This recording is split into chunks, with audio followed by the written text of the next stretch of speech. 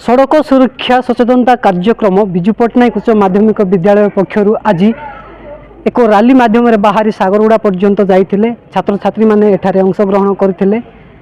आम पाखे अच्छा एने आम आलोचना करवा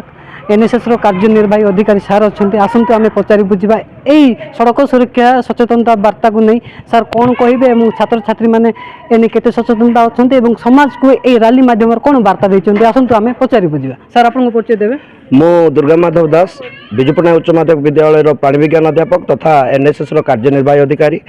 सरकार द्वारा जनवरी प्रथम सप्ताह को सड़क सुरक्षा दिवस रूप पालन कराउछि। शहर ठार आरंभ कर गाँ पर्यंत ब्लॉक ठार आरंभ कर तुम सब म्युनिसिपालिटी कॉर्पोरेट पर्यंत सब जगह सड़क सुरक्षा आज मुख्य विषय होइछि। कारण गाड़ी घोड़ा दुर्घटना फल अत्यधिक जनहानि घटुछि, अपारे रक्तपात घटुछि। घर बाहरी लोकटे निज घर पहुँचवा आजिकल मुस्किल हो जाए से मोर छात्र मान धरिकी एनएसएस जातीय स्वेच्छा सेवा बाहिनी द्वारा समग्र कुंदुरा ब्लॉक उच्च माध्यमिक विद्यालय आरंभ करी आमे जाइथिलु सागरगुड़ा पर्यंत से आम छात्र छात्री माने सचेतनतार वार्ता देइथिले रैली देइथिले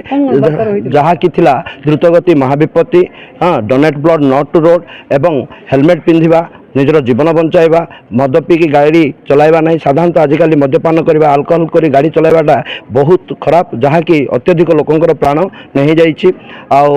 अचिरे बहुत जीव यौवन जन सबू नष्ट होवार लगी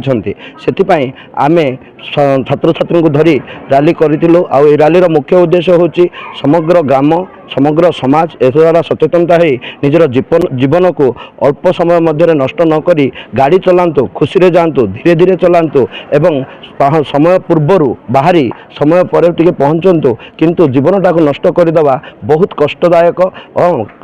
काली देखि आम घटना देखि थर गाड़ी द्वारा भुवनेश्वर रे 3-4 जन छात्र छात्री जी कि मदनपुर मृत्युवरण करछंती। आमर सेमती एठी लोकल रे पाखनागुड़ा रे मध्य 2टा छुआ मृत्युवरण कले। ए सब देखि बहुत कष्ट लगिला जहाँकि आम सचेतनता कार्यक्रम रे समग्र ग्रामवासी एवं समग्र छात्र छात्री मान को जनईदेलु सूचईदेलु जे गाड़ी चलेबे हेलमेट पिंधिबे एवं